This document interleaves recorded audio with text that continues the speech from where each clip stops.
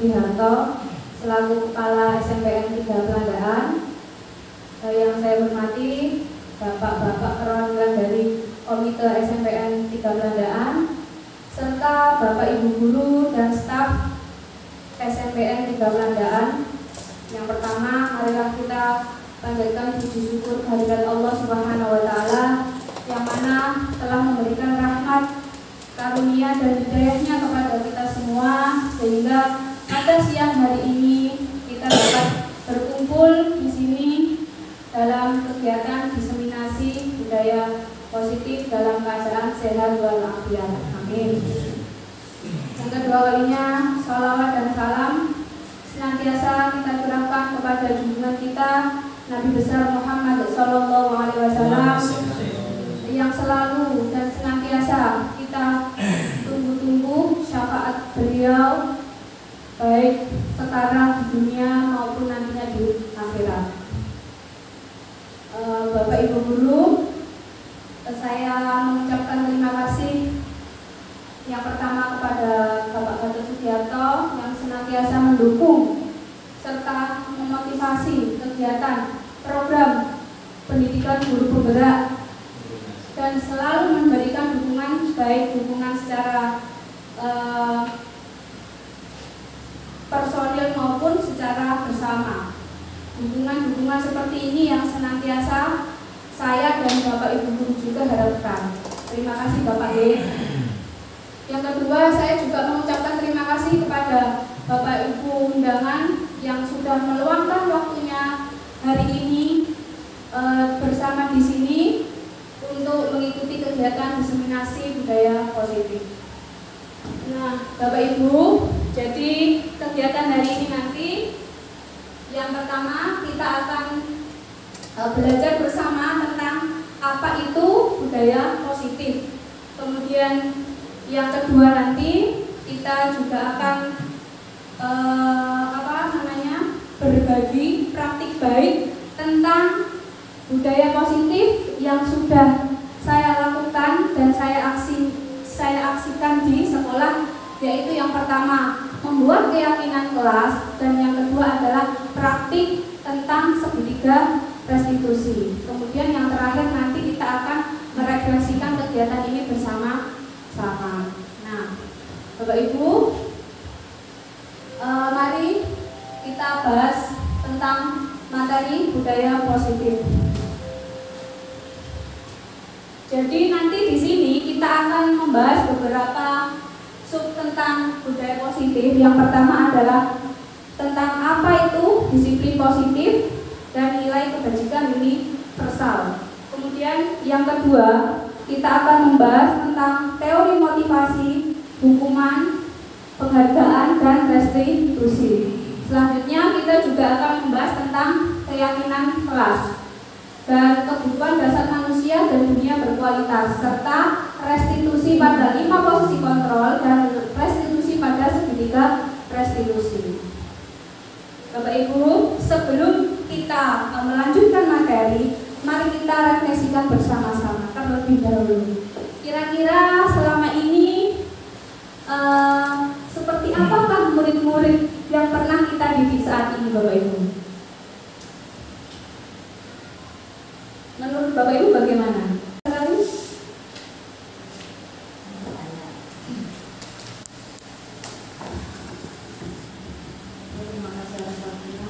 Kalau menurut saya, Mas saya kan di sini kan ya bukan pendidik, tapi secara tidak langsung juga terlibat dalam proses pembelajaran juga. Kalau menurut saya itu anak-anak itu bermacam-macam karakternya ya. Ada yang kalau dikasih tahu langsung merespon, ada yang masih ya tapi tidak dilakukan, itu ada. Terus ada lagi murid itu dipanggil aja nggak mau, ada. Jadi beberapa karakter anak-anak memang beda-beda ya, kalau menurut saya gitu. Baik, Bu Lum, terima kasih atas pendapatnya. Jadi menurut Bu Lum itu murid-murid di sini itu ada beberapa yang langsung cekatan ketika dipanggil Bapak Ibu guru. Kemudian ada yang masih perlu dipanggil beberapa kali. Begitu nggih, Bu nggih. Kemudian untuk yang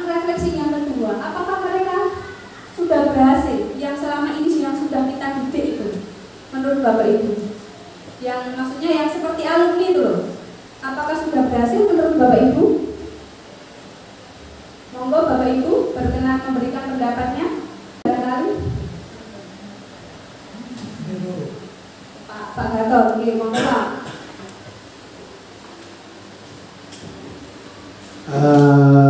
Semua itu di dalam penanaman karakter itu tidak bisa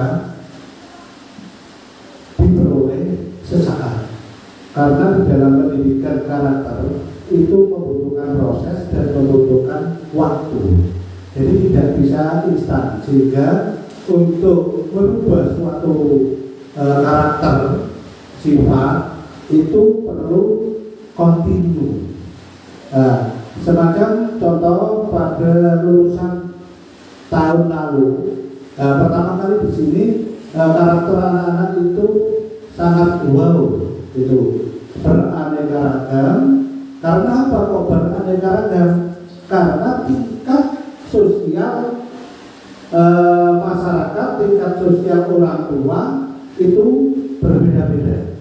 Apalagi latar belakang ekonomi, sosial ekonomi itu juga sangat mempengaruhi daripada karakter peserta didik. Tapi dengan sentuhan-sentuhan yang terus-menerus itu insya Allah akan berubah. Tapi berubahnya itu tidak sekaligus. Suatu contoh lulusan kelas 9 yang lalu, sehingga dari Bapak Ibu guru terasa berat sekali, tapi kita komitmen bersama itu dirasakan berhasil. Nah, di manakah berhasilnya?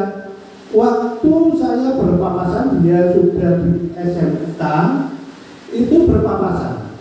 Yang dulu notabene apa yang disampaikan ditegur itu tidak mau, diharapkan tidak mau, semacam itu. Tapi dengan sentuhan tiap hari, kebersamaan semua stakeholder, maka saya sendiri sangat kaget. Anak itu sudah berubah total cara menghargai, bahkan sampai papasan di jalan dia itu berhenti dan tangan saya itu dicium. Padahal dulu itu besuk, istilahnya orang itu besuk nakal sama itu. Mungkin dia ingatnya, dia ingatnya itu nanti di kelak nanti. Sehingga untuk penanaman karakter itu harus berproses. Itu ada pikiran saya.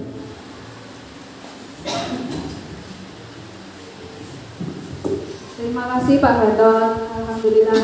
Tepuk tangan dulu untuk Bulung dan Pak Gatot. Jadi untuk refleksi dengan beberapa pertanyaan ini sudah diwakili oleh Bulung dan Pak Gatot. Ternyata memang terkadang kita itu berpikir, dulunya itu kita ngajar bahwasannya anak itu nakal, gak bisa diatur. Akan tetapi kita belum tahu sekarang itu ternyata dari segi karakter saja mereka itu sudah mulai berubah. Padahal dulunya kita anggap dia itu murid yang nakal dan murid yang tidak bisa diatur. Jadi Bapak Ibu, karakter itu bisa dibangun juga berdasarkan seperti yang disampaikan oleh Pak Gatot tadi. Pengaruh lingkungan itu juga sangat mempengaruhi, baik dari lingkungan keluarga dan lingkungan di sekolah juga. Sebelum kita masuk ke tadi materi sub yang tentang disiplin positif itu apa, kita mulai dari diri sendiri terlebih dahulu. Nah, menurut Bapak Ibu, kira-kira apa pentingnya menciptakan lingkungan positif di lingkungan sekolah kita? Ya, terima kasih. Pentingnya lingkungan positif di lingkungan kita itu sangat penting sekali, karena apa? Anak-anak di sekolah selalu positif, akan kreatif apabila dari Bapak Ibu guru mengajarkan kedisiplinan untuk anak-anak kita. Terima kasih. Terima kasih Pak Pri selaku Komite Sekolah SMK 3 Belandaan. Jadi menurut Pak Pri tadi sangat penting sekali menciptakan lingkungan positif di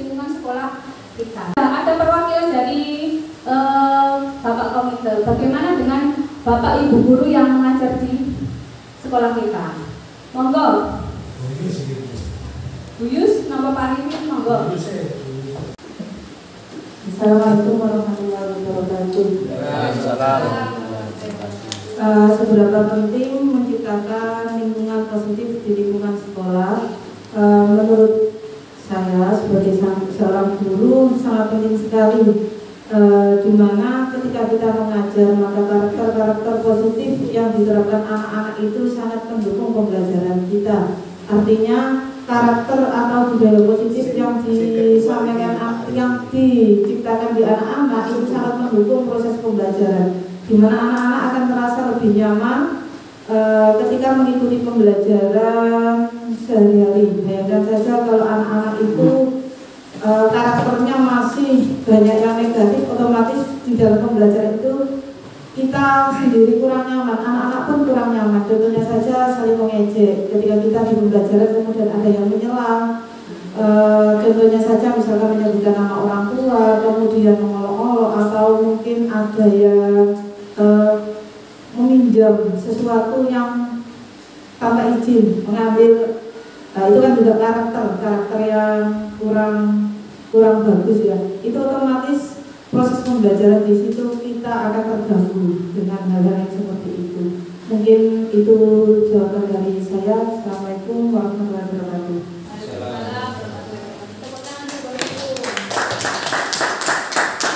Selanjutnya Bapak Ibu, untuk pertanyaan yang kedua, bagaimanakah selama ini cara kita menciptakan lingkungan yang positif? Pak Arifin, barangkali monggo pendapatnya.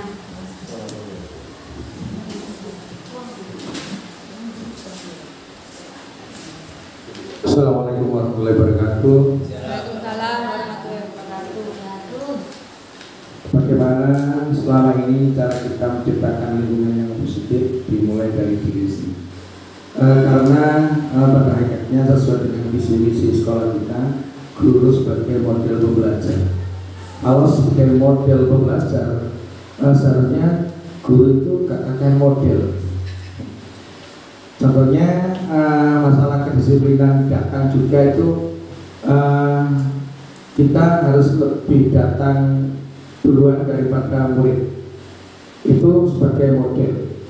Masalah seragam, masalah sepatu, masalah aksesoris juga atau tidak tanduk, kita sebetulnya itu diperhatikan oleh murid. Sehingga kalau kita sudah settle diri kita sendiri untuk sebagai model untuk murid, maka murid otomatis itu akan paling tidak mencontoh bagaimana perilaku guru tersebut, baik kedisiplinan atau cara mengkondisikan kelas ataupun untuk dalam segi diferensiasi tentang model-model pembelajaran, sehingga murid bukan hanya tidak nyaman, murid akan nyaman.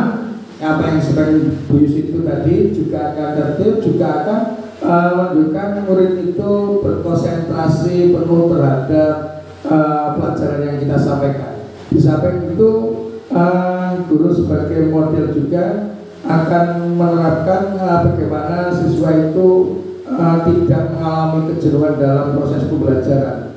Mungkin diselingi dengan ice breaking yang merupakan selingan sebagai pengandung saraf-saraf otak yang terjadi setelah kita melakukan pembelajaran terhadap murid, sehingga murid akan fresh lagi.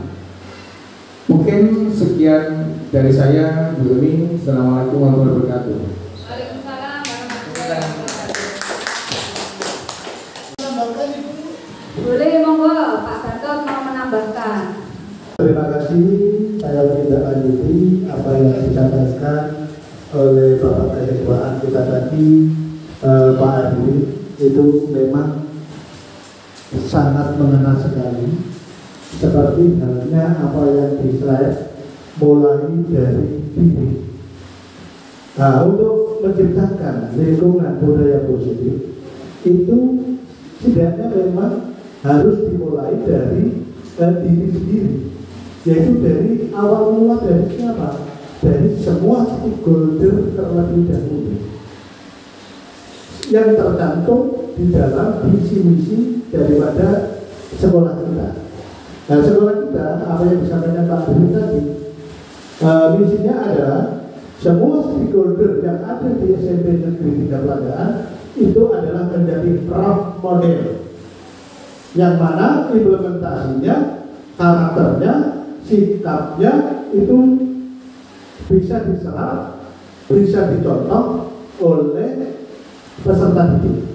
Bagaimana kalau stakeholder saja belum bisa melaksanakan, bagaimana bisa menciptakan lingkungan positif itu? Sehingga saya garis besar mulai dari tingkat kedisiplinan, tingkat kedisiplinan itu ada beberapa hal, yaitu kedatangan, pulang juga begitu. Jika muridnya pulang cepat dimarahi, maka gurunya juga tidak boleh pulang cepat, kan semacam itu. Sehingga begitu juga, begitu bel masuk, muridnya segera diobrak-obrak masuk. Tapi gurunya sebetulnya seharusnya itu gurunya sebelum bel itu sudah berada di depan pintu kelas, sehingga anak-anak bisa mencontoh, oh, bapak, ibu guru dan semua stakeholder baik tenaga pendidik maupun kependidikan itu sudah sadar diri, mulai dari diri untuk menciptakan lingkungan positif. Ditambah halnya dengan program-program penanaman karakter yang sudah dicantumkan lewat OSIS, lewat kegiatan-kegiatan juga, lewat kegiatan-kegiatan bisa. Nah, sehingga siapa yang ditunjuk sesuai dengan SOP pelaksanaan program, maka harus bertanggung jawab penuh di dalam pelaksanaannya. Nah, itu sehingga include semua itu harus dimulai dari diri terlebih dahulu, yaitu kesadaran diri. Kalau kesadaran diri semua stakeholder sudah, maka implementasi ke peserta didik akan bisa terwujud. Itu Bu, terima kasih. Assalamualaikum warahmatullahi wabarakatuh.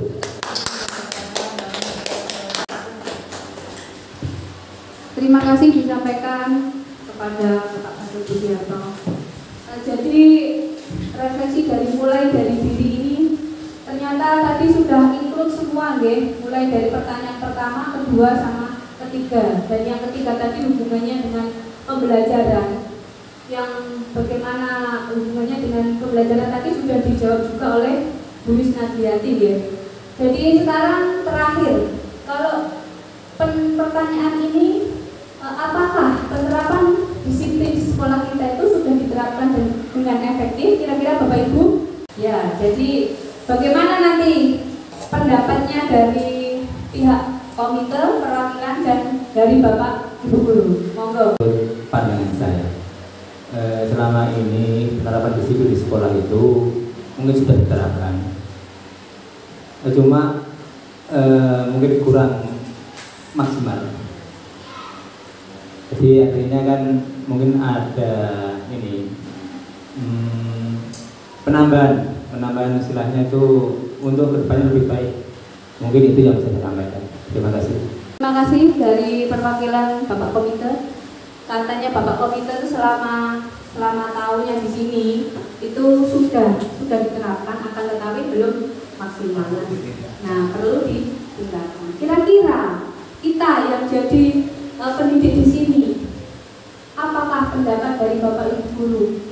Penerapan disiplin di sekolah kita itu apakah sudah diterapkan secara efektif ataukah belum? Monggo, Bu Frida mau memberikan pendapat. Baik, terima kasih karena sudah dikasih kesempatan. Menurut saya, penerapan kedisiplinan di sekolah SMP 3 Pelandaan sudah sangat efektif, ya. Karena pertama, anak-anak sudah masuk sesuai sesuai dengan jamnya. Sudah mungkin ada 1-2 yang telat, tapi saya rasa mungkin sudah ada perubahan.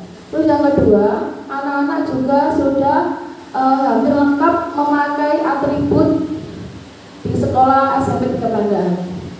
Terus selain itu, anak-anak juga ketika ada bel masuk juga antusias untuk segera masuk. Mungkin seperti itu yang bisa saya sampaikan. Terima kasih. Terima kasih disampaikan kepada perwakilan Bapak Komite dan Bapak Ibu Guru. Tepuk tangan untuk kita semua. Jadi kegiatan mulai dari diri ini adalah salah satu refleksi kita sebelum kita membahas tentang materi apa itu budaya positif. Ternyata tadi itu untuk yang pertama bahwasanya menciptakan lingkungan positif di lingkungan sekolah itu menurut kita semua itu pasti sangat penting. Karena apa? Ya berhubungannya dengan sangat berhubungan dengan pembelajaran.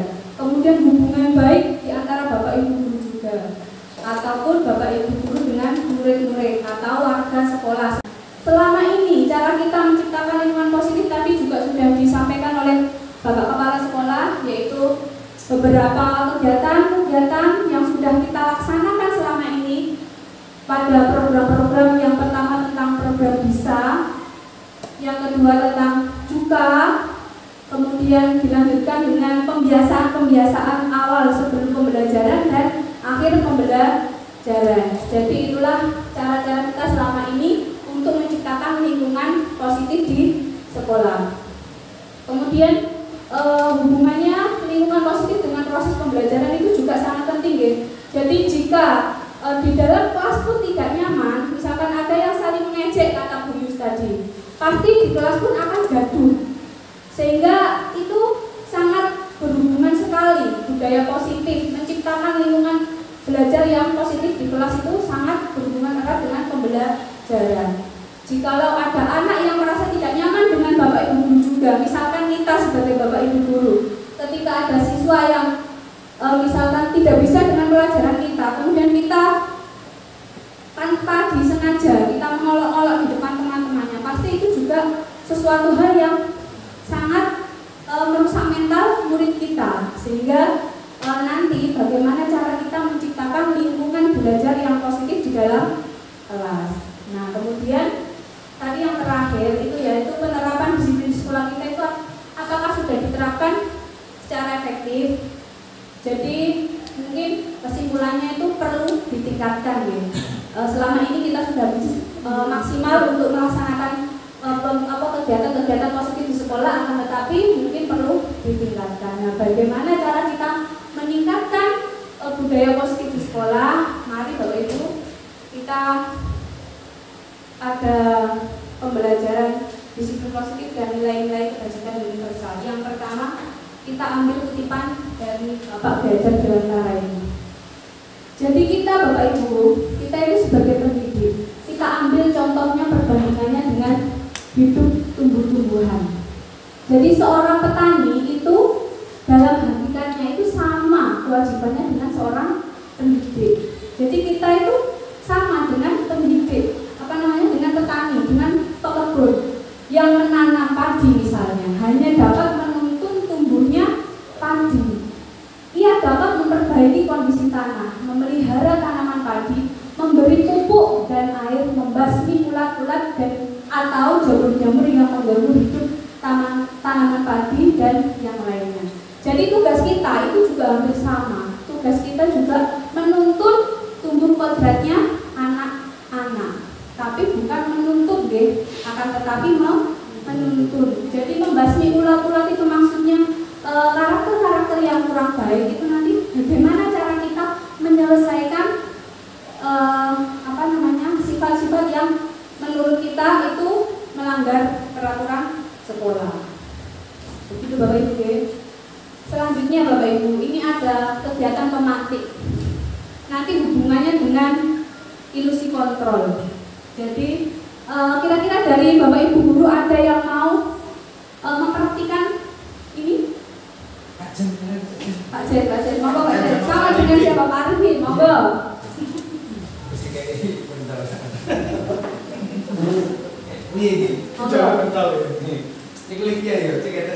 Cobalah buka. Jadi ini kegiatan pemantik cobalah buka. Kira-kira yang mengepalkan tangan siapa? Pak Jen. Berarti Pak Jen, coba Pak Jen, jenengan mengepalkan tangan sekuat tenaga Pak Jen. Satu tangan. Mengepalkan tangan sekuat tenaga. Kemudian anggap nggih Pak Jen nggih, sama itu beranggapan bahwasanya di dalam kepalan tangan jenengan itu ada sesuatu hal yang sangat penting. Dan Anda perlu menjaga sesuatu itu sekuat tenaga karena itu begitu penting. Nah, tugasnya Pak Arifin itu mencoba dengan segala cara untuk membuka kepalan tangannya Pak Zen. Jadi bisa digelitik, kemudian bisa dibujuk dengan rayuan apapun itu. Pertama tak rayu sih. Ya, silakan.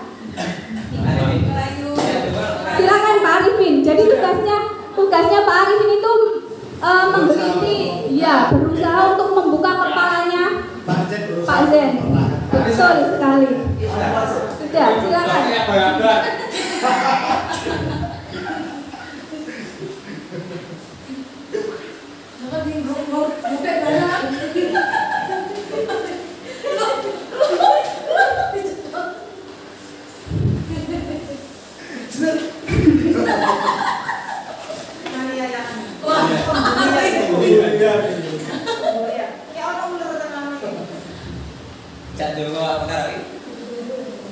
Sudah cukup. Pak Zen tadi, apakah membuka kepalan tangan jenengan Pak Zen? Kenapa kira-kira? Kenapa tidak membuka kepalan tangan jenengan? Karena untuk mempertahankan sesuatu itu butuh pengorbanan. Karena untuk mempertahankan Sesuatu yang penting itu butuh pengorbanan dan harus dilakukan dengan sungguh. Jadi menurutnya Pak Zen itu kalau mau mempertahankan sesuatu itu harus penuh dengan pengorbanan. Nah, bagaimana? Tadi saya sudah menghubungkan dengan ilusi kontrol ya. Jadi kira-kira menurutnya Pak Zen, yang mengontrol Pak Zen tadi siapa? Jenengan apa Pak Arifin? Diri sendiri pribadi. Diri sendiri. Jadi menurut Pak Zen itu untuk mempertahankan sesuatu itu yang mampu mengontrol adalah diri sendiri. Pak Arifin tadi sudah mencoba dengan segala cara, digelitiki, kemudian digoyang-goyang sampai di apapun itu. Ternyata Pak Zen itu berusaha bertahan dengan pendiriannya, bertahan dengan sesuatu karena itu menurutnya sangat penting. Sehingga kontrol diri itu berada dalam diri kita sendiri, bukan orang lain. Jadi itulah hubungannya nanti dengan ilusi kontrol. Nah, ini perubahan paradigma. Selama ini, Bapak Ibu, kita itu kan berpikirnya itu guru itu kan bisa mengontrol murid, nggih. Akan tetapi sebenarnya itu tidak. Jadi yang bisa mengontrol murid itu juga dari murid sendiri. Jadi ada unsur insting dalam dirinya untuk mengontrol dirinya sendiri. Kita sebagai guru itu hanya menuntun mereka, membasmi ulat-ulatnya dengan cara menuntun. Kemudian ilusi yang kedua, kritik dan membuat orang merasa bersalah itu dapat menguatkan karakter. Itu kadang mikirnya kita kan gitu ya. Misalkan saya mengkritik Pak Thohir, menurut saya itu dapat menguatkan Pak Thohir. Ternyata kritikan saya itu belum tentu menguatkan Pak Thohir, akan tetapi sebaliknya. Semuanya itu berasal dari kontrol diri sendiri. Begitu Bapak Ibu, nggih. Setuju dengan ini, nggih? Nah, selanjutnya, ilusi semua penguatan positif itu efektif dan bermanfaat. Itu menurut ilusi. Jadi penguatan positif itu efektif dan bermanfaat, akan tetapi juga belum tentu. Dan terakhir, ilusi orang dewasa itu memiliki hak untuk memaksa. Nah, itu juga kurang tepat. Kita misalkan memberdaya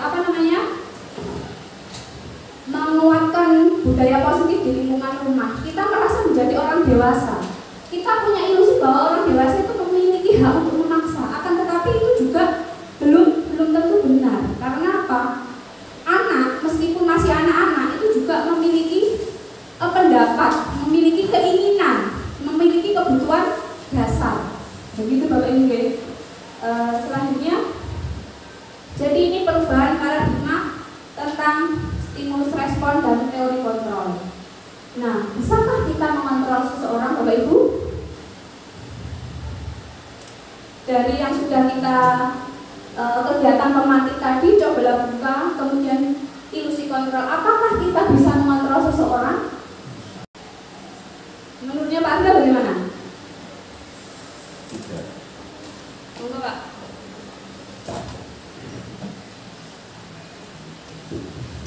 Assalamualaikum warahmatullahi wabarakatuh. Iya, Bu Eri, dari kegiatan pemantik tadi yang ilusi stimulus tadi, bahwa menurut saya yang setelah dipraktekkan oleh Pak Arifin dan Pak Izin tadi, orang itu tidak bisa mengontrol orang lain. Itu menurut saya.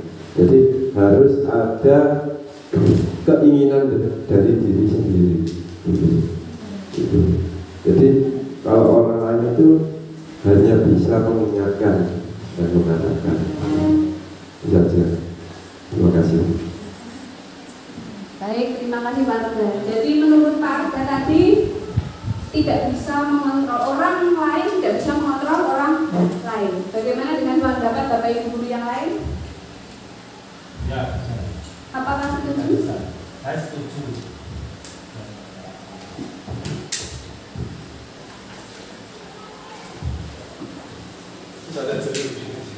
Bismillahirrahmanirrahim. Assalamualaikum warahmatullahi wabarakatuh. Dengan ilusi seperti tadi yang dipraktekkan sama Pak Arifin sama Pak Azan tadi, itu bahwasanya seseorang itu tidak bisa dikendalikan oleh orang lain, dan sedangkan orang itu tidak bisa dirubah oleh orang lain kecuali dia sendiri yang merubah itu. Karena kenapa? Karena sesungguhnya Allah itu tidak bisa merubah keadaan suatu kaum, melainkan dia sendiri yang bisa merubahnya. Itu ya seperti halnya seperti itu. Itulah itu menurut saya. Assalamualaikum warahmatullahi wabarakatuh. Terima kasih Bapak Ibu. Mungkin ini pendapat saya bertentangan dengan Bapak Ibu. Betul, pada dasarnya itu kan hanya sebuah teori. Bahwa seseorang tidak akan bisa merubah dirinya kalau tidak diri orang itu sendiri. Akan tetapi kalau ada seseorang itu tidak bisa mengontrol dirinya ke hal yang baik, notabene seorang itu sudah terjerumus ke hal yang jelek, maka untuk kembali ke hal yang baik maka harus minta atau harus ada seseorang yang mengingatkan. Nah, ini makanya kan kontradiksi. Saya bertentangan dengan teman-teman bahwa seseorang itu bisa dirubah dengan orang lain yang lebih bijak menuju kebaikan. Suatu contoh, misalnya saya adalah seorang promotor. Tidak ada orang yang bisa untuk berubah saya. Tak kalah saya mendengar ayat-ayat suci Al-Quran dan saya mendengar petuah-petuah dari Yai, hati saya luluh, sehingga saya bisa berubah dari keyakinan yang notabene kemarin itu saya yakini bahwa itu benar, ternyata salah. Sehingga saya berpendapat bahwa orang lain itu juga bisa untuk mengendalikan, kontrol ke orang lain, asalkan menuju ke kebaikan tadi. Terima kasih. Terima kasih. Baik Bapak Ibu, ternyata dari teori ini pertanyaannya tentang bisakah kita mengontrol seseorang itu ada perbedaan pendapat ya. Jadi ada yang tidak bisa, ada yang bisa. Akan tetapi yang bisa mengontrol tadi, misalkan orang, menurutnya Pak Gatot tadi orang lain bisa mengontrol kita. Akan tetapi ternyata ya tetap berawal dari diri kita sendiri. Kalau kita terbuka dengan pendapat orang lain, kalau kita berupaya mengubah diri kita dengan mendengarkan pendapat orang lain, maka kita juga bisa mengatakan bahwa orang lain itu juga bisa mengontrol diri kita. Akan tetapi yang paling penting dalam teori budaya positif itu adalah motivasi intrinsik dari dalam diri kita sendiri, sehingga tetap bisa mengontrol. Tapi kita pun juga yang juga mengontrol, karena ya itu tadi berawal dari diri kita sendiri. Begitu Bapak Ibu, setuju nggih? Nah, jadi ini Bapak Ibu, kalau di stimulus respon itu kita itu mencoba mengubah orang agar berpandangan sama dengan kita. Akan tetapi kenyataannya dalam teori kontrol kita berusaha memahami pandangan orang lain tentang dunia.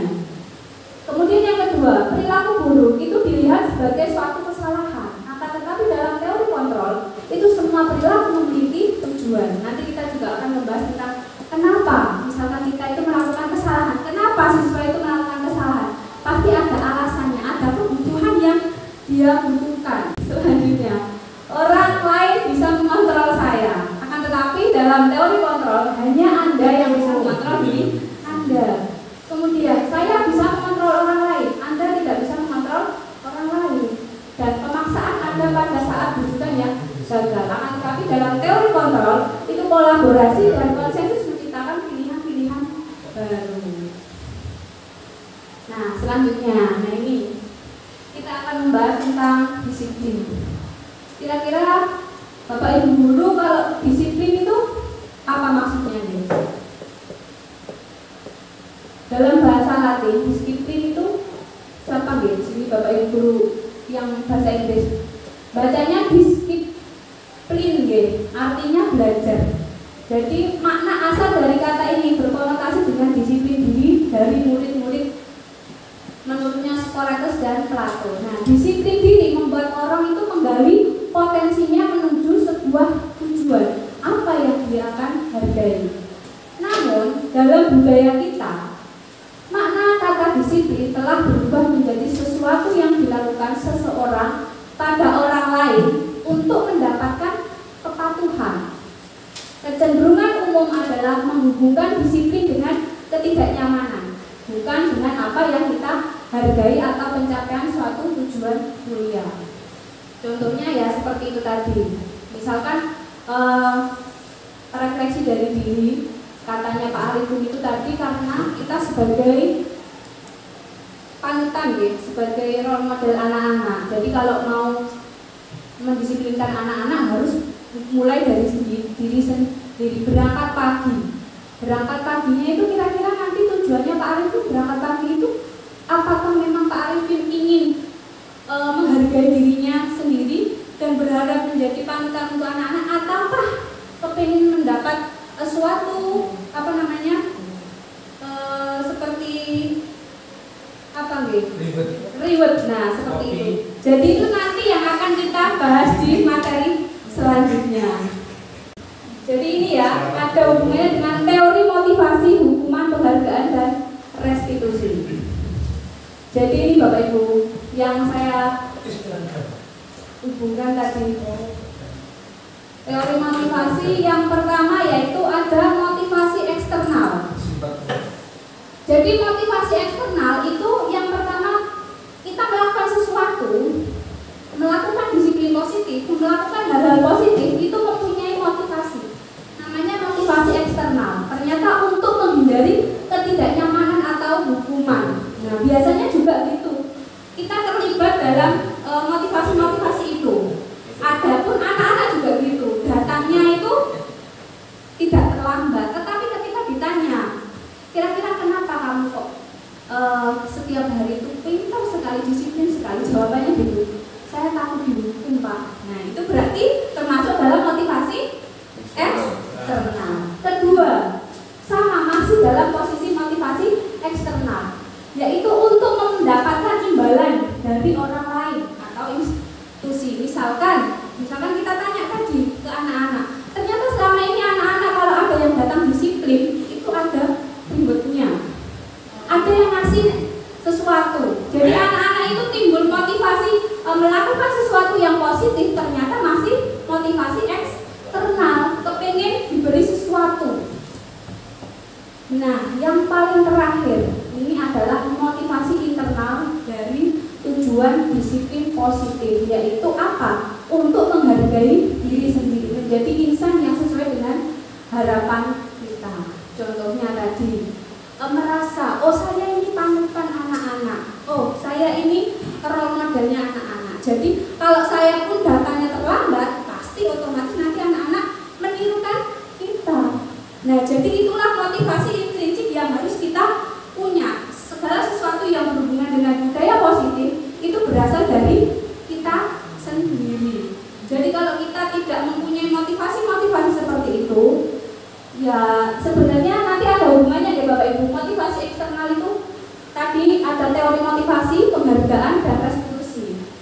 Jadi sesuatu hal yang kita misalkan dambakan, kalau nanti saya datangnya tidak terlambat, saya pasti mendapat pujian dari teman-teman, mendapat pujian dari Bapak Kepala Sekolah. Itu kan masih posisi motivasi eksternal. Nah, bagaimana cara kita membangun motivasi intrinsik atau internal dari dalam diri? Semuanya berawal dari diri kita sendiri. Begitu Bapak Ibu. Kira-kira setuju nggih? Ada sebuah kasus. Iva itu kurang menguasai pelajaran matematika, sehingga pada saat pelajaran tersebut berlangsung, dia lebih banyak berdiam diri atau menggambar di buku pelajarannya. Nah, pada saat guru matematikanya yaitu Pak Seno menanyakan pertanyaan, Iva itu ternyata gugup dan tak sengaja menjatuhkan tasnya. Dari sini sudah bisa mendapat gambarannya, nggih? Serta tiba-tiba menjadi gagap pada saat berupaya menjawab. Nah, seluruh kelas pun tertawa melihat perlakuan Iva yang bicara tergagap dan terkejut tersebut. Pak Seno pada saat itu membiarkan teman-teman Iva menertawakan Iva yang tergagap dan malunya luar biasa. Dan malahan minta Iva untuk maju ke depan dan berdiri di depan kelas sambil menunjuk-nunjuknya karena tidak bisa menjawab pertanyaan Pak Seno. Nah, kelas ternyata semakin gaduh dan anak-anak pun tertawa melihat Iva di depan kelas memegang ujung giginya. Kira-kira dari kasus ini bisa dibayangkan nih Bapak Ibu nggih? Ada anak nggak bisa matematika, disuruh maju, gelagapan tasnya jatuh, malah ditunjuk ke depan sambil itu tadi Pak Seno. Nah, kira-kira bagaimana tanggapan Bapak Ibu guru? Apakah Bapak Ibu guru setuju dengan tindakan Pak Seno terhadap Iva?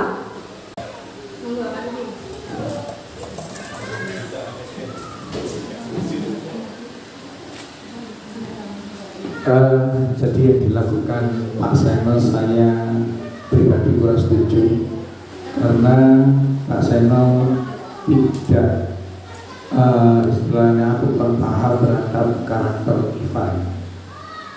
Karena sesuatu itu jatuh terus lalu Pak Seno itu langsung main tujuh, saya kira Pak Seno itu memanfaatkan momen.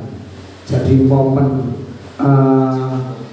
aji mumpung terus beliaunya langsung menunjuk Iva, itu malah nanti menjadi suatu blunder sehingga tidak menyebabkan anak itu termotivasi untuk belajar, malah nanti anak-anak itu antipati sehingga mungkin seumur hidup mungkin malas dengan matematika gara-gara hal kecil itu. Begitu ya. Barangkali Bapak Ibu ada pendapat lain? Pak Komite. Monggo Pak Komite. Assalamualaikum warahmatullahi wabarakatuh. Waalaikumsalam. Menurut saya apa yang dilakukan Pak Seno tadi suatu saat akan membuat mental bagi anak didik yang seperti Eva, karena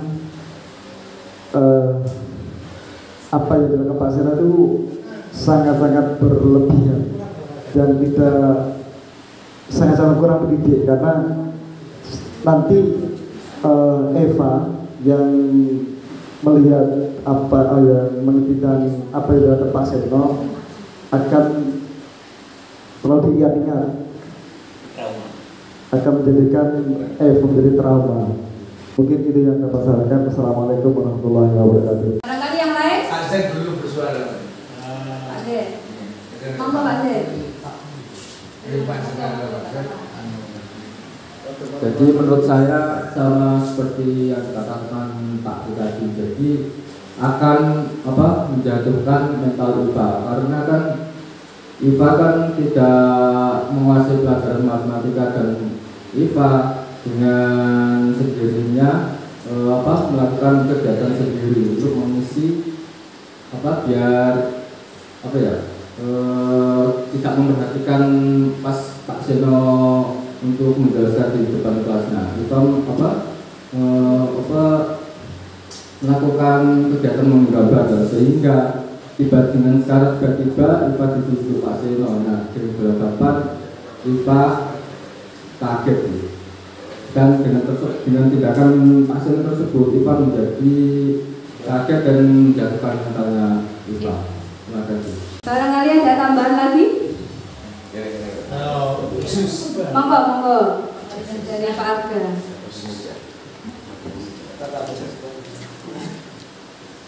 Iya. Assalamualaikum warahmatullahi wabarakatuh. Iya Bapak Ibu semua. Mungkin sebelum bullying ini tenar seperti saat ini ya Bapak Ibu. Sekarang kan dikit-dikit apapun kita dikatakan dilarang membuli dan sebagainya. Sebelum itu tenar dulu itu pernah saya juga mengalami seperti ini kepada siswa saya. Jadi ketika pertama kali jam pertama masuk, ketika pembiasaan menyanyikan lagu Indonesia Raya, itu ada salah satu siswa saya yang hanya diam dan berdiri tanpa menyanyikan. Setelah itu menyanyikan lagu Indonesia Raya selesai, maka anak itu saya suruh untuk bernyanyi sendiri dan berdoa sendiri. Ya, karena dia tidak mengikuti dengan baik, saya suruh mengulang lagi. Ternyata itu anak itu tidak apa, mulai dari berdoa sama menyanyikan lagu Indonesia Raya itu tidak apa. Jadi hanya sebagian. Nah, setelah itu anak itu hanya diam sampai saya tunggu 5 menit. Itu hanya diam karena memang nggak hafal. Diulang lagi dari tengah tetap nggak hafal terus seperti itu. Setelah itu saya suruh duduk kembali dan saya tagih di pertemuan berikutnya harus hafal, menyanyikan lagu Indonesia Raya dan berdoa. Mungkin kalau dari narasi kasus yang ada di atas terlihat kejam bahwa menertawakan dan sebagainya. Tetapi kalau memanggil siswa itu, kalau menurut saya pribadi itu adalah bentuk perhatian kita terhadap siswa. Kalau kita dengan menyeluruh banyak siswa itu kadang pasti namanya orang itu ada yang terlewatkan.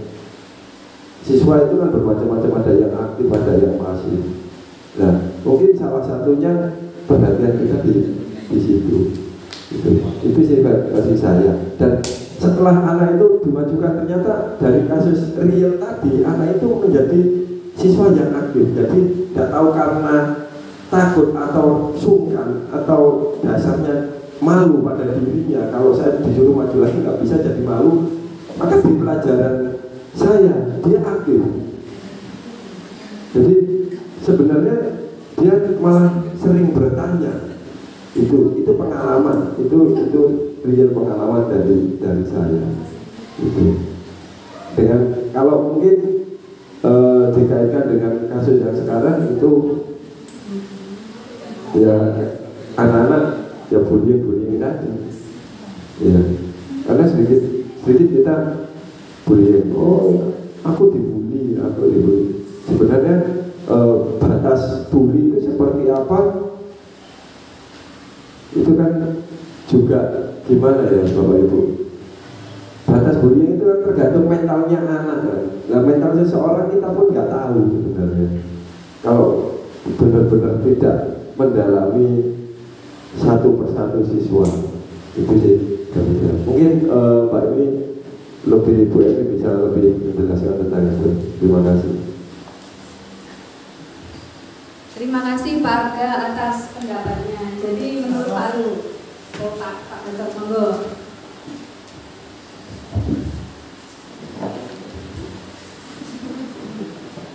Terima kasih sudah begitu banyak paparan dari Bapak Komite dan dari Bapak Ibu guru yang lain. Yang jadi permasalahan di sini itu Pak Seno. Seandainya guru matematikanya itu Bu Emi tidak begitu. Iya Pak, itu saya, itu Pak Seno. Kalau Bu Emi tidak begitu. Ini intermezzo dulu. Di sini di dalam teks saya tidak lari kemana-mana. Saya menyikapi apa yang tertulis di dalam teks itu. Pak Seno, itu perlu diarahkan atau diberikan diklat pembelajaran lagi. Karena apa? Dari konteks di situ, Pak Seno belum bisa di dalam konteks pembelajaran itu sesuai atau dia mengajar sesuai dengan kebutuhan peserta didik. Seharusnya Pak Seno sebelum mengajar matematika dia itu harus tahu dari siswanya A, B, C, D, karakternya itu bagaimana, kebutuhan belajarnya bagaimana sesuai dengan kodratnya. Itu sehingga Pak Seno di sini harus lagi banyak untuk belajar menggunakan baik metode, baik implementasinya di dalam pembelajaran. Karena yang lebih trennya sekarang ini bahwa guru harus melayani kebutuhan belajar peserta didik. Kalau Pak Seno itu tidak menggambarkan itu. Nah, terlihat di situ si Iwa itu cenderung untuk menggambar. Nah, sehingga Pak Seno itu kalau memang dia itu sudah tahu bahwa kebutuhan belajarnya antara siswanya itu tidak menyamaratakan, sehingga kebutuhan IPA itu lebih kalau menggambar itu tidak sedikit ya. Keterampilan masuk akal. Sehingga kalau itu kan bisa mengarahkan ke sana, gitu. Sehingga perlu lagi sekali lagi Pak Seno lebih banyak belajar untuk pengembangan, untuk melayani peserta didik, pembelajaran yang berpusat pada peserta didik. Lantas Pak Seno juga itu tidak atau belum memahami budaya positif, apa yang sudah kita canangkan tadi, kita bahas tadi. Beliau belum lulus, belum bisa untuk mengontrol, belum bisa menerapkan budaya positif. Kenapa terlihat di situ? Kalau sudah siswanya semacam itu, malah ditertawakan di seluruh kelas, membiarkan. Nah, kalau dibiarkan, maka si Eva semakin jauh. Sehingga si Pak Seno seharusnya tanggap untuk melindungi siswa tersebut dari ketawaan atau ditertawakan satu kelas tersebut. Sehingga Pak Seno ini perlu didiklat lagi. Itu di samping itu juga ya sudah membiarkan gagap, lantas malah meminta untuk maju ke depan. Wong siswanya saja ini belum siap untuk menerima materi apa yang disampaikan Pak Seno. Malah si Pak Seno langsung menunjuk untuk berdiri di kelas. Ini adalah hukuman, tidak boleh. Alhamdulillah kita banyak pendapat pada kasus ini, Nggih. Jadi tadi ada mungkin dari Pak Arga yang merasa mungkin karena pernah melakukan hal semacam itu, akan tetapi menurut Pak Arga itu membuat muridnya malah semakin punya motivasi. Akan tetapi dalam teori budaya positif kita memperlakukan murid seperti yang dilakukan oleh Pak Seno itu sangat tidak manusiawi sekali.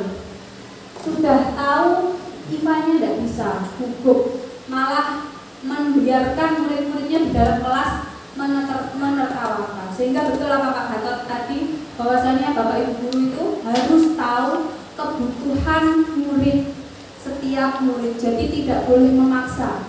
ataupun kita sebagai guru juga harus memberikan pelayanan dengan menggunakan berbagai model pembelajaran yang menyenangkan, bukan menakutkan seperti yang dilakukan oleh Pak Seno. Begitu Bapak Ibu G? Setuju G? Kemudian pertanyaan kedua, ternyata juga sudah dijawab oleh Pak Gatot. Menurut Bapak Ibu, tindakan Pak Seno tadi apakah sebuah hukuman atau konsekuensi? Ternyata itu adalah sebuah hukuman. Karena apa? Yang tadi salah satunya tidak memanusiakan, kemudian merusak mental, dan itu kan hanya dari satu sisi saja ya, itu dari gurunya, tidak dari kesepakatan berdua bahwasanya misalkan nggak bisa, ternyata harus ditertawakan misalkan seperti itu. Itu bukan suatu konsekuensi, akan tetapi hukuman. Selanjutnya Bapak Ibu, jadi tadi ada teori motivasi, kemudian sekarang ada yang disebut dihukum dengan suatu penghargaan. Itu juga ada loh Bapak Ibu di dalam teori budaya positif. Apa sih itu? Ada pengaruh jangka pendek dan jangka panjangnya. Kemudian yang kedua, penghargaan itu menghukum. Selanjutnya penghargaan itu mengurangi ketepatan. Penghargaan itu tidak efektif, dan yang paling akhir adalah penghargaan itu merusak hubungan tanpa disadari ya Bapak Ibu ya. Namanya penghargaan, andai kata kita tadi melakukan suatu menurut kita itu adalah benar, kita memperlakukan, kita mengontrol murid kita dengan memberikan penghargaan ketika nanti Bu Emi punya uang 5.000, siapa kira-kira yang bisa mengerjakan soal, nanti saya kasih uang 5.000, misalkan di kelas seperti itu. Pasti itu akan merusak hubungan di dalam kelas. Penghargaan itu mungkin memberikan motivasi eksternal terhadap murid tersebut, akan tetapi tidak mendapatkan motivasi internalnya.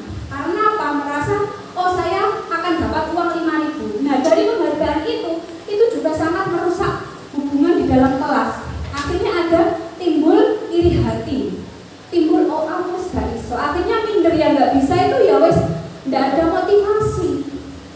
Sehingga penghargaan itu bukan berarti tidak baik, akan tetapi kita tanpa disadari selama ini kita juga dihukum oleh penghargaan. Misalkan kita aja sebagai Bapak Ibu guru ya, kita datang, kita melakukan sesuatu hal yang baik, yang positif di lingkungan sekolah, akan tetapi kita punya motivasi eksternal, kita kepengen dihargai, kita kepengen dipuji-puji, itu kan sangat bertentangan dengan konsep budaya positif. Padahal kalau positif sesuatu hal yang positif itu harus ada motivasi intrinsik atau internal. Begitu Bapak Ibu guys. Nah, selanjutnya Bapak Ibu, mari kita mengidentifikasi bersama-sama. Di sini ada tindakan guru. Yang pertama itu kira-kira kalau kita menyuruh murid mencatat, saya tidak akan terlambat lagi sebanyak 100 kali karena terlambat datang sekolah. Kira-kira itu hukuman atau konsekuensi Bapak Ibu? Nah, betul sekali hukuman. Kemudian yang kedua, menyuruh murid lari mengelilingi lapangan basket 2 kali karena terlambat hadir di sekolah. Hukuman. Sangat tidak manusiawi sekali. Kemudian meminta murid push up sebanyak 15 kali karena ke sekolah tidak memakai masker. Hukuman selanjutnya, meminta murid menggantikan kertas tugas teman yang dicoret-coret. Nah, ini apakah hukuman atau konsekuensi Bapak Ibu? Konsekuensi. Kira-kira apa bedanya tadi hubungan dengan konsekuensi? Meminta murid mengganti kertas tugas teman yang dicoret-coret. Itu konsekuensi karena biasanya ini ada suatu kesepakatan kalau kamu tidak menghargai orang lain dalam hal kayak gini ya, sudah tugasnya teman-teman dicoret, akhirnya kan mau nggak mau harus mengganti ya, jadi itu konsekuensi. Setelah itu, meminta murid membersihkan tumpahan air di meja karena tempat minumnya tersenggol. Konsekuensi. Kemudian, meminta murid tidak menggunakan sepatu seharian, ya Allah, di sekolah karena sepatunya tidak berwarna hitam. Ceker, disuruh ceker. Kira-kira hukuman atau hukuman ya? Dan terakhir, menyuruh murid lari mengelilingi lapangan basket sebanyak 2 kali karena ada alasannya terlambat ikut pemanasan saat pelajaran PJ. Konsekuensi apa hukuman? konsekuensi ya. Kenapa? Karena biasanya ada kesepakatan. Misalkan antara guru PJOK-nya dengan muridnya. Begitu. Nah, mari kita membandingkan jawaban yang kita jawab tadi bersama-sama. Nomor 1 betul ya hukuman ya. Dan nomor 2 juga betul. Ya, betul semua ya. Tepuk tangan Bapak Ibu untuk kita semua. Selanjutnya Bapak Ibu, inilah teori perbedaan hukuman dengan konsekuensi. Yang pertama, hukuman itu adalah sesuatu hal yang menyakitkan dan harus terjadi. Seperti Iva tadi ya. Itu sangat menyakitkan untuk Iva, tapi tidak sadar Pak Seno dan teman-temannya itu ternyata menyakiti Iva. Tapi kalau konsekuensi itu sesuatu harus terjadi, biasanya melalui sesuatu yang sudah disepakati. Misalkan saya dengan Bapak Ibu guru misalkan sudah menyepakati, sudah membuat kesepakatan kalau masuk sebelum anak-anak Bapak Ibu guru yang tiket harus datang terlebih dahulu. Nanti konsekuensinya apa? Kalau misalkan tidak seperti itu bisa dipanggil kepala sekolah misalkan untuk pembinaan kedisiplinan. Itu namanya. Jadi sesuatu harus terjadi, sesuatu yang sudah disepakati. Kemudian hukuman itu membuat anak sakit fisik maupun hati. Jadi jiwa raganya tersakiti kalau hukuman itu. Untuk jangka waktu yang lama, pasti saya yakin dan kita semua kan sudah pernah menjadi murid, kita juga sudah pernah diperlakukan Bapak Ibu guru kita di sekolah dulu bagaimana. Misalkan kita diperlakukan dengan tidak manusiawi, pasti sampai sekarang, sampai umur kita tua pasti diingat-ingat. Gimana Bapak Ibu? Nah, itu Bapak Ibu. Jadi hukuman itu sangat membuat sakit fisik maupun hati. Akan tetapi kalau konsekuensi itu membuat anak merasa tidak nyaman dalam jangka waktu yang pendek, karena merasa ini ternyata konsekuensinya kalau saya melakukan kesalahan seperti itu. Itu kan hanya merasa bersalahnya dalam jangka waktu yang pendek. Akan tetapi kalau hukuman itu pasti jarum di hati ya. Yang selanjutnya, anak membenci kedisiplinan. Kalau dihukum itu artinya tambah cekel, tapi kalau diberikan konsekuensi, anak akan menghargai kedisiplinan. Nah, selanjutnya kalau hukuman itu sudah pasti paksaan, karena hanya berada pada satu sisi saja, misalkan dari gurunya saja. Kalau konsekuensi kan sudah dengan stimulus atau tanggapan, jadi sudah sesuai kesepakatan. Kalau hukuman itu mendorong anak menyakiti dirinya sendiri. Kadang-kadang ya itu tadi, misalkan Iva itu tadi kayak trauma, bisa jadi akan malah menyakiti dirinya sendiri, itu kan malah bahaya Nah, tapi kalau konsekuensi itu mendorong anak agar mudah menyesuaikan diri. Nah, kalau hukuman itu konsep diri yang buruk, kalau konsekuensi itu konsep diri yang baik. Selanjutnya, kalau hukuman, anak itu belajar untuk menyembunyikan kesalahan. Kadang-kadang takut diberi hukuman, akhirnya dia berbohong, akhirnya menyembunyikan kebohongannya, kesalahannya. Tapi kalau konsekuensi, anak akan belajar untuk mematuhi peraturan. Nah, terakhir ini, kalau hukuman itu pasti ada rasa marah, rasa bersalah, dipermalukan dan tak dihargai, seperti kasusnya Iva tadi. Tapi kalau konsekuensi itu hanya merasa kehilangan hak, dibuat tidak nyaman, diasingkan untuk sementara waktu. Jadi kalau hukuman itu sudah pasti jangka panjang akibatnya, tapi kalau konsekuensi itu jangka pendek. Itulah perbedaan hukuman dan konsekuensi dalam teori budaya positif. Nah ini, jadi ada yang paling tinggi di dalam teori budaya positif itu namanya adalah restitusi.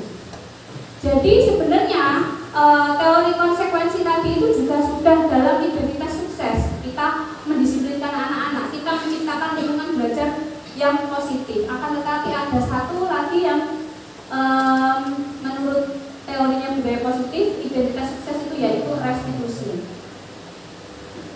Jadi ini Bapak Ibu, yang pertama kalau hukuman itu sesuatu yang menyakitkan harus terjadi. Tapi kalau konsekuensi tadi, sesuatu itu harus terjadi. Tetapi dalam restitusi itu merupakan pilihan. Nah, jadi nanti kita akan membahas tentang restitusi ini pada slide selanjutnya. Kalau selanjutnya tidak nyaman untuk murid atau anak untuk jangka waktu panjang kalau hukuman. Kalau konsekuensi tidak nyaman untuk murid atau anak untuk jangka waktu yang pendek. Kalau restitusi menguatkan untuk murid atau anak dalam waktu yang jangka panjang. Selanjutnya, kalau hukuman, korban itu tidak mendapat keadilan ya. Kemudian korban bisa diabaikan kalau konsekuensi. Kalau restitusi korbannya mendapat ganti. Kalau hukuman, murid atau anak akan tersakiti. Kalau konsekuensi, murid atau anak dibuat tidak nyaman. Dan terakhir ya, restitusi yang selanjutnya yaitu murid atau anak mendapat penguatan. Selanjutnya itu perilaku pasif agresif meningkat kalau hukuman. Kalau konsekuensi, penguatan hanya bertahan dalam jangka waktu pendek. Kalau restitusi itu sudah pasti masalah akan terpecahkan. Kalau hukuman, sistem tidak akan berjalan bila murid tidak takut. Nek orang diwedi, hukumannya juga tidak akan berjalan. Akan tetapi kalau konsekuensi itu memerlukan monitoring dan supervisi terus-menerus dari guru. Kalau restitusi, murid belajar bertanggung jawab dari perilaku. Selanjutnya, hukuman itu berlaku hanya pada sebuah institusi, tidak terlanjut atau tidak berlanjut pada kehidupan nyata. Akan tetapi kalau konsekuensi itu membantu penerapan mengikuti peraturan dalam masyarakat. Dan restitusi fokus pada pemecahan masalah dalam jangka waktu yang panjang. Kemudian kalau hukuman, peraturannya adalah kamu harus, biasanya kan gitu Tapi kalau dalam identitas kesuksesan konsekuensi, apa peraturannya? Mesti tanya gitu Bapak Ibu gurunya. Mampukah kamu melakukannya? Terima kasih. Kalau misalnya restitusi itu, apa yang kamu yakini? Apa yang bisa kamu lakukan untuk memperbaiki masalah ini? Nah ini nanti kita akan membahas di selanjutnya. Kalau hukuman itu murid akan membenci peraturan. Ini sudah pasti itu. Kita kalau diberi peraturan kemudian dihukum dengan seperti itu, pasti kita malah akan membenci. Tapi kalau konsekuensi, murid akan menghormati peraturan.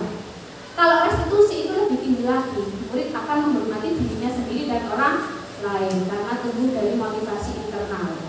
Selanjutnya, hukuman itu sudah pasti negatif Awas kalau kamu melakukan ini lagi nanti. Awas kamu, itu sudah pasti. Biasanya kan tanpa kita sadari kita juga seperti itu Bapak Ibu Tapi kalau konsekuensi, lakukan apa yang saya katakan. Ini kan lebih halus lagi bahasanya. Kalau restitusi itu malah lebih halus lagi. Apakah hal ini yang sesungguhnya ingin kamu lakukan? Biasanya kira-kira dari ketiga teori hukuman, konsekuensi dan restitusi ini kan yang sering kita malah yang hukuman itu ya lebih kejam. Bahasanya betul. Jadi semoga nanti setelah kita mempelajari budaya positif ini kita semuanya bisa belajar dan saling mengingatkan. Nah, kalau hukuman itu juga modenya paksaan. Tapi kalau konsekuensi itu stimulus respon. Dan kalau restitusi itu nanti di teori kontrol. Nah, kalau hukuman itu mendorong menyalahkan diri sendiri. Kalau konsekuensi mendorong kepatuhan dan kalau restitusi itu mendorong disiplin positif. Selanjutnya, kalau hukuman itu konsep diri buruk, kalau konsekuensi konsep diri baik, kalau restitusi itu adalah konsep diri yang kuat.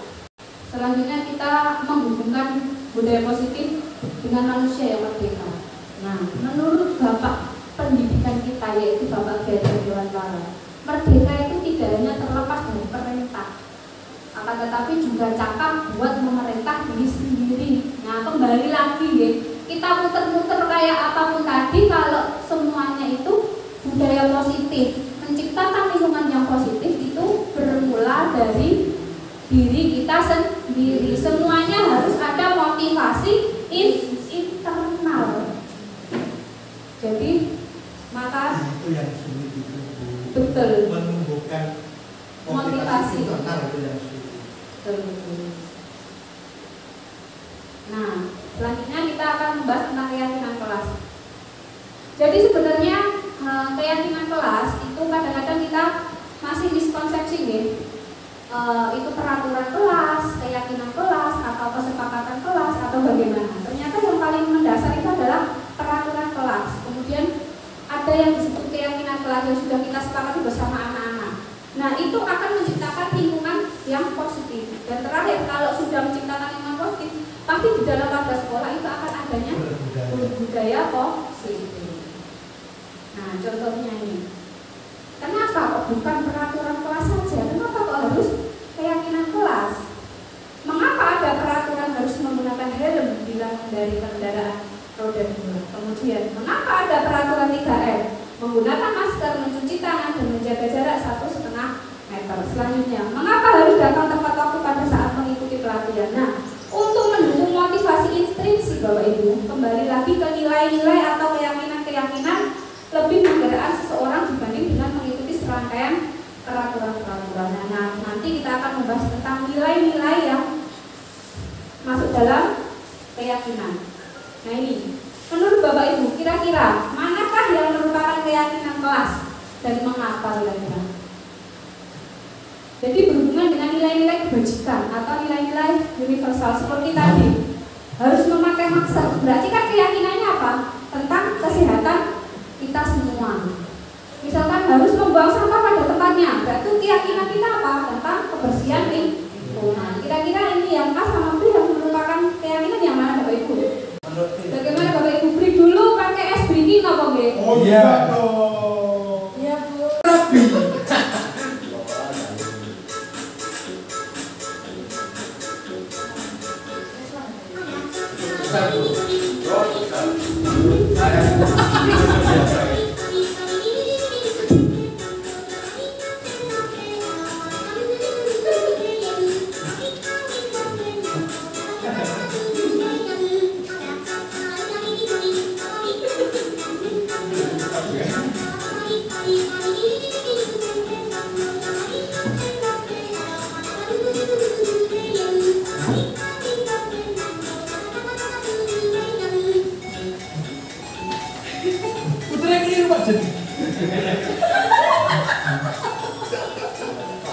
Ya Allah.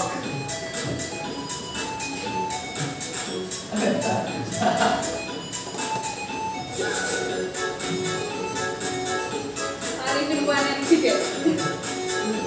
Tahu ya, tahu.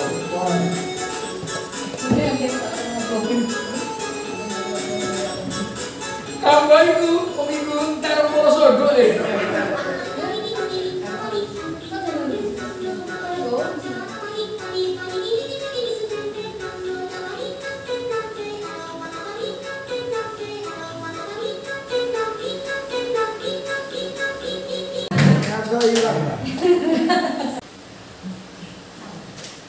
Baik Bapak Ibu, kira-kira tadi kesimpulannya apa Bapak Ibu? Yang termasuk keyakinan itu yang A atau yang B?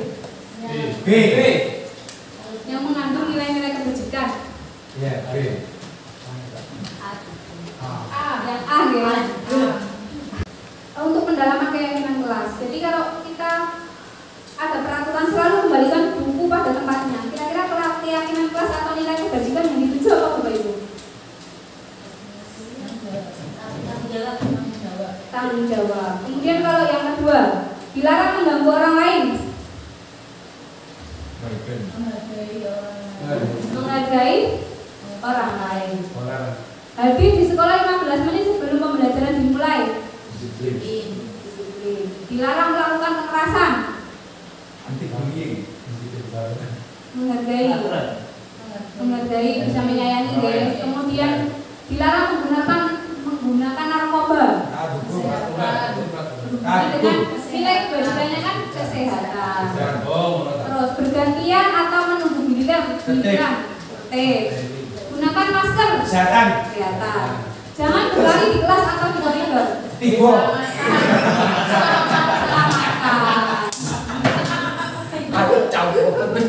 Lanjut. Nah, ini yang sudah kita diskusikan tadi ya. Kalau yang pertama tanggung jawab, yang kedua menghormati, ketiga menghormati. Itu yang nilai kebajikan yang dituju atau keyakinan kelas. Kemudian dilarang. Mas Dedi betul semua. Tepuk tangan dong untuk Mas Dedi. Yang terakhir tadi sudah betul juga ya. Jangan berlari di kelas atau koridor, keselamatan atau keamanan. Selanjutnya, nah untuk pembentukan keyakinan kelas atau keyakinan di sekolah itu bersifat lebih abstrak ya. Seperti tadi ya, tanggung jawab itu kan abstrak. Akan tetapi tapi itulah sebuah keyakinan yang diyakini bersama. Jadi nanti sesuatu yang dilakukan misalnya kayak ini selalu kembalikan hidup pada tempatnya, itu sebuah peraturan. Nah, keyakinan yang diyakini bersama apa? Tanggung jawab. Jadi lebih abstrak daripada peraturan yang lebih rigid dan konkret. Kemudian yang kedua, keyakinan kelas itu berupa pernyataan-pernyataan universal. Selanjutnya, pernyataan keyakinan kelas senantiasa dibuat dalam bentuk positif, bukan bentuk negatif. Misalkan kayak jangan berlari di dalam kelas. Nah, kayak ini tadi peraturan. Jadi bahasanya itu harus bahasa yang positif, bukan bahasa yang negatif seperti peraturan. Kalau keyakinan kelas sebenarnya tidak terlalu banyak sehingga mudah diingat dan dipahami oleh semua warga kelas. Keyakinan kelas sebaiknya sesuatu yang dapat diterapkan di lingkungan tersebut. Kemudian semua warga kelas sebenarnya ikut berkontribusi dalam pembuatan keyakinan kelas lewat kegiatan curah pendapat. Jadi kita mencurahkan pendapat terlebih dahulu, baru kita sepakati bersama menjadi sebuah keyakinan. Kemudian bersedia meninjau kembali keyakinan kelas dari waktu ke waktu. Selanjutnya yaitu prosedur pembuatan keyakinan kelas, melakukan curah pendapat, kemudian disetujui, mencatat semua masukan di tempat yang bisa dilihat oleh semua warga kelas. Kemudian mengganti kalimat negatif menjadi kalimat positif. Misalkan jangan membuang sampah sembarangan. Berarti itu kan jangan itu kan kalimat negatif. Kalau kalimat positifnya berarti bagaimana Bapak Ibu? Buanglah sampah pada tempatnya. Tuh. Jadi selanjutnya menentukan nilai-nilai kebajikan yang dituju dari hasil curah pendapat. Salah satunya tadi kalimat negatif jadi kalimat positif. Jangan buang sampah sembarangan menjadi kalimat positif. Buanglah sampah pada tempatnya. Nah, nilai kebajikan atau keyakinan yang diyakini itu kira-kira apa Bapak Ibu? Tentang kebersihan atau tentang kesehatan juga bisa. Kemudian prosedur selanjutnya yaitu meninjau ulang hasil keyakinan kelas. Sebaiknya tidak terlalu banyak poin-poinnya agar bisa diingat lebih mudah ya. Kemudian selanjutnya semua warga sekolah atau murid itu diminta untuk menyetujui hasilnya. Biasanya itu ditandatangani, diberi tanda tangan, termasuk guru atau kepala sekolah. Dan terakhir, keyakinan kelas itu ditempel atau ditempatkan pada tempat yang bisa dibaca oleh semua warga kelas atau semua orang. Nah ini selanjutnya kita akan membahas kebutuhan dasar manusia dan dunia berkualitas. Sebetulnya Bapak Ibu, jadi kita aja yang orang dewasa ataupun anak-anak kita melakukan sesuatu itu pasti berdasarkan kebutuhan, ada alasannya. Yang pertama bahasa Inggris lainnya survival, itu adalah kebutuhan bertahan hidup. Yang kedua adalah cinta dan kasih sayang, kebutuhan untuk diterima. Selanjutnya kebutuhan penguasaan, yaitu kebutuhan pengakuan atas kemampuan. Selanjutnya kebebasan, yaitu kebutuhan akan pilihan. Terakhir kebutuhan tentang kesenangan, yaitu kebutuhan untuk merasa senang. Seperti Iva tadi, kira-kira kebutuhan dasar yang mendasari dia melakukan sesuatu di luar pembelajaran matematika, kira-kira apa yang menjadi kebutuhan. Jadi Iva itu sebenarnya punya kebutuhan dasar yang kepengen dirasakan. Nah, kira-kira Bapak Ibu, kebutuhan apakah ini? Ibu guru bilang, aku tidak boleh bersenandung sewaktu mengerjakan tugas. Katanya kelas harus tenang, tidak ada suara. Padahal kan aku suka dan senang menyanyi. Kira-kira kebutuhan apa Bapak Ibu? Kebutuhan menyanyi. Kebutuhan yang dibutuhkan anak ini tadi apa kira-kira? Ketenangan. Kesenangan. Pan. Kalau yang kedua, ibu guru tidak menyapaku hari ini padahal aku pakai jepit rambut baru. Kebutuhan apa kira-kira? Berarti apa itu? Ini. Perhatian. Cinta dan kasih sayang. Ya. Kalau yang selanjutnya aku bosen, masa belajarnya cuma begitu aja. Dengerin ibu guru aja. Kebutuhannya apa kira-kira? Kebebasan, kesenangan. Kebebasan bereksplorasi.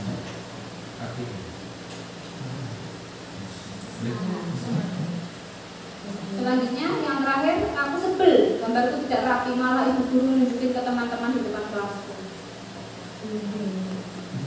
Kebutuhan apa? Penguasaan. Pengakuan. Nah, pengakuan atau penguasaan. Coba kita cek ya. Nah ini, yang pertama tadi sudah betul ya, cinta dan kasih sayang. Kesenangan. Yang kedua cinta dan kasih sayang. Ternyata kalau bosan itu kebebasan kebutuhannya. Dan terakhir betul ya. Jadi bagaimana dia itu mendapat pengakuan atau penguasaan. Itulah jadi Bapak Ibu, semua alasan-alasan yang mendasar pada anak-anak untuk melakukan sesuatu itu pasti ada kebutuhan mendasar yang sebenarnya ada. Ketika anak-anak terlambat itu kan pasti ada alasannya. Ada saja ibunya belum matang sarapannya, misalkan gitu.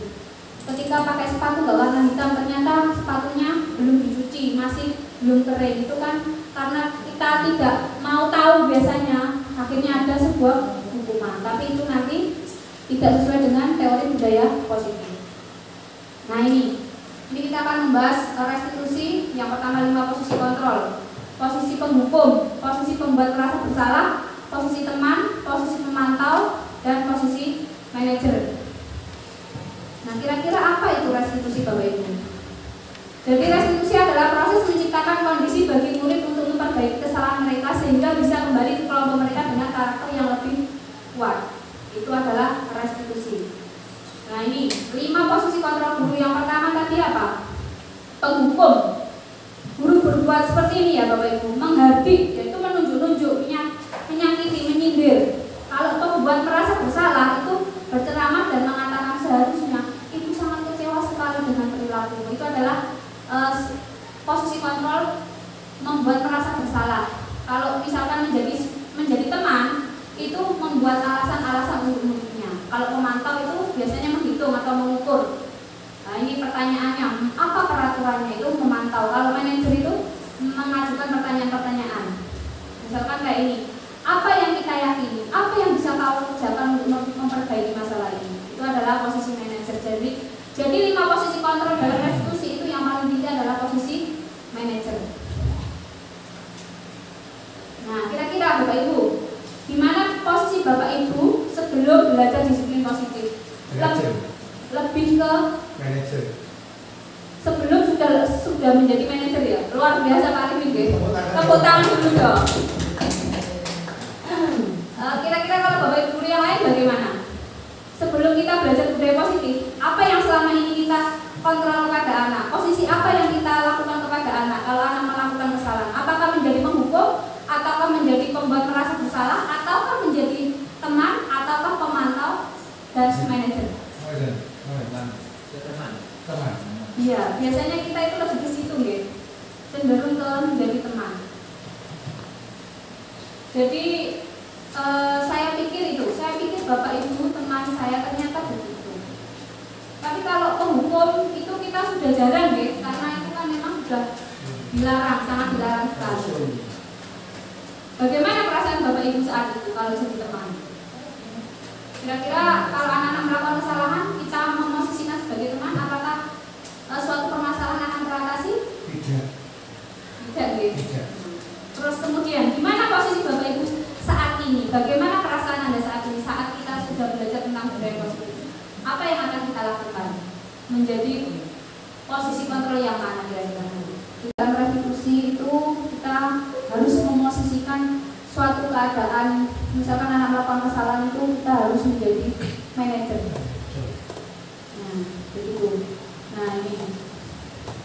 Jadi berapa besar sebuah pesan kita akan tersampaikan. Kalau kata-kata itu sudah paling rendah ya, jadi 10%. Kalau nada suara 35%, dan kalau non verbal itu 55%. Apa yang kita mau? Jadi kalau kita sudah belajar tentang budaya positif, saya yakin semua Bapak Ibu guru akan kepinginnya mengontrolnya menjadi manajer.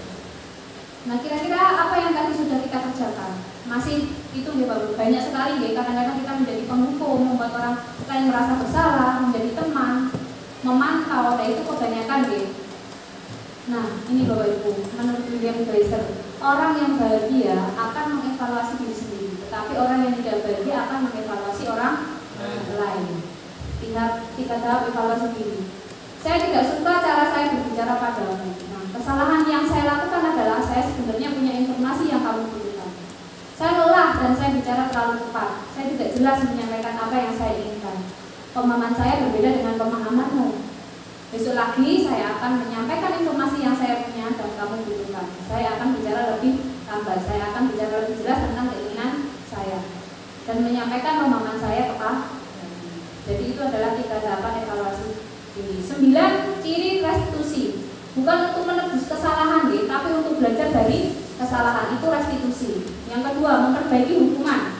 Yang ketiga, tawaran bukan paksaan. Yang keempat, menuntun bukan untuk melihat ke dalam diri. Selanjutnya, mencari kebutuhan dasar yang mendasari tindakan. Keenam, cara untuk memperbaiki diri. Ketujuh, fokus pada karakter bukan tindakan. Kedelapan, fokus pada solusi. Yang terakhir adalah mengembalikan murid yang berbuat salah kepada kelompoknya. Nah, ini kalau segitiga restitusi. Jadi segitiga restitusi itu yang pertama adalah memvalidasi tindakan yang salah. Kemudian yang kedua, menstabilkan identitas.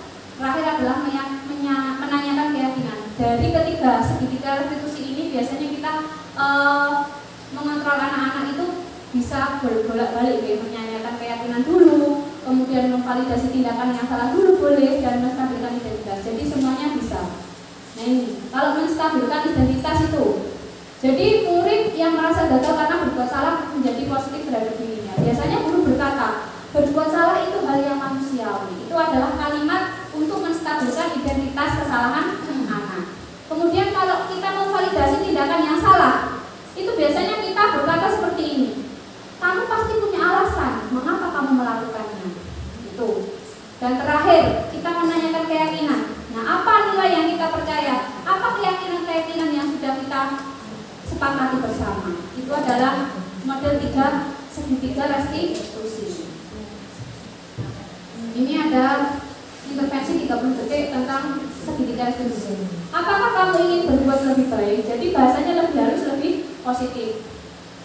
Apakah saat ini kamu sedang menjadi orang yang sedang kamu inginkan? Apakah kamu bisa mengubah kegiatan perilaku saat ini? Dan terakhir, apa yang kamu inginkan? Apa keyakinan kita? Itu adalah tentang segitiga restitusi. Jadi segitiga restitusi tentang pembelajaran dan manajemen pendidikan itu hubungannya mencakup 3 elemen. Kalau segitiga restitusi itu mencakup 3 elemen utama dalam konteks pendidikan, yaitu siswa, orang tua, dan guru. Jadi ada identifikasi, umpan balik, refleksi, dan evaluasi. Dalam pembelajaran, proses di mana siswa memperoleh pengetahuan, keterampilan, dan pemahaman baru. Dan terakhir, manajemen pendidikan, proses perencanaan, pengorganisasian, pengawasan, dan pengendalian sumber daya dan kegiatan pendidikan. Di sini ada perencanaan, pengorganisasian, pengawasan, dan pengendalian. Nah, kita terakhir ya Bapak Ibu, sebelum kita tutup, kita merefleksikan kegiatan setelah kita belajar tentang materi budaya positif tadi dari paparan yang disampaikan tadi. Sebelumnya saya berpikir tentang apa kira-kira Bapak Ibu? Seperti 5 posisi kontrol tadi, tentang keyakinan kelas.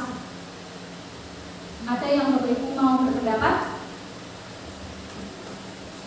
Kira-kira kalau sebelum belajar tentang budaya positif tadi, barangkali misalkan, oh ternyata saya ini selama ini masih dalam posisi kontrol sebagai penghukum. Nah ternyata dalam teori budaya positif, guru itu terbaik harus menjadi seorang manajer dan harus mempraktekkan segitiga restitusi. Seperti itu salah satunya. Nah langkah kecil yang akan saya lakukan setelah ini adalah mempraktikkan ya Bapak Ibu guru. Jadi kita mempraktikkan sesuatu hal yang positif yang sudah kita dapatkan hari ini di dalam lingkungan sekolah. Jadi ini bukan berarti hanya sebatas formalitas saja, akan tetapi semoga kita semua setelah belajar bersama tentang materi budaya positif, semoga kita bisa mempraktikkan dalam lingkungan sekolah, baik juga di rumah. Begitu Bapak Ibu terima kasih Bapak Ibu. Sebenarnya saya mau berbagi praktik baik tentang disiplin budaya positif yang sudah saya lakukan di sekolah, yaitu yang pertama, nah ini saya pernah membuat keyakinan kelas bersama murid-murid di kelas 9.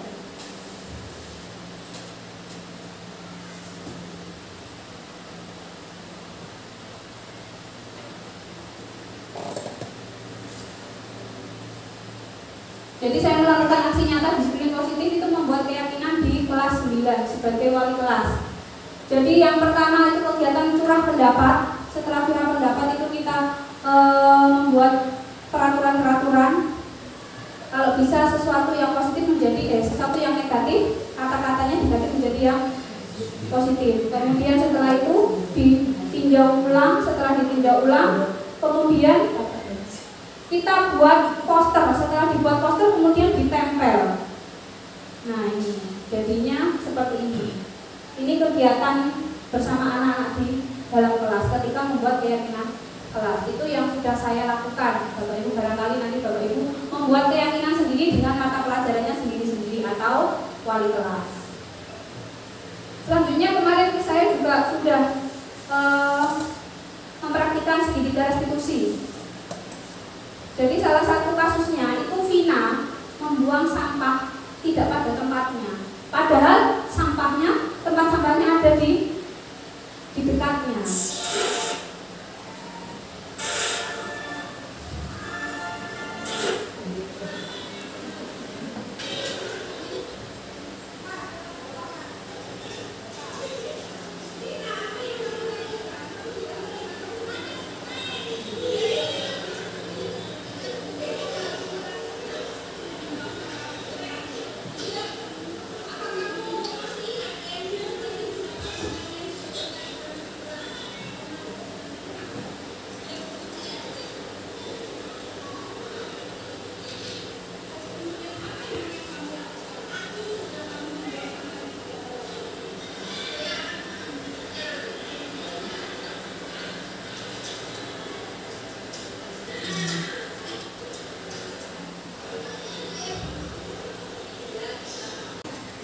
Begitu Bapak Ibu, jadi posisi yang paling baik untuk kita terapkan nanti itu adalah posisi manajer gitu.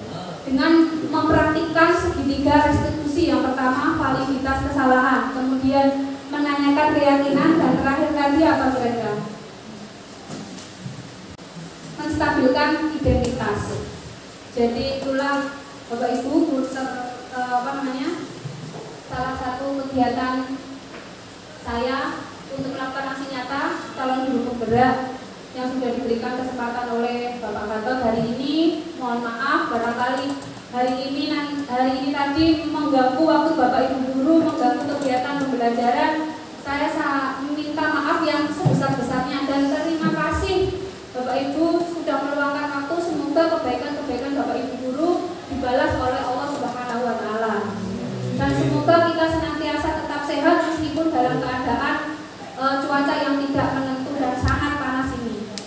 Mohon maaf Bapak Ibu. Alhamdulillahirabbil alamin. Semoga apa yang kita lakukan hari ini bermanfaat baik di dunia maupun di akhirat. Terima kasih. Saya akhiri. Mohon maaf. Wassalamualaikum warahmatullahi wabarakatuh.